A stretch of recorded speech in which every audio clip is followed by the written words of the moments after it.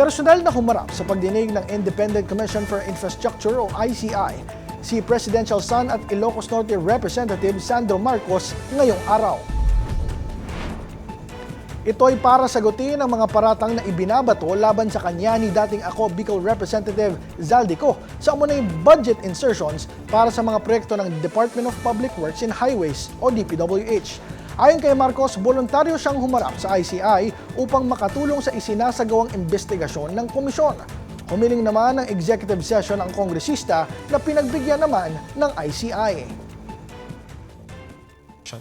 Your Honors, we have written earlier to formally request for an executive session because our client here has already submitted himself voluntarily. He would like to share as much information as he can, as candidly as possible.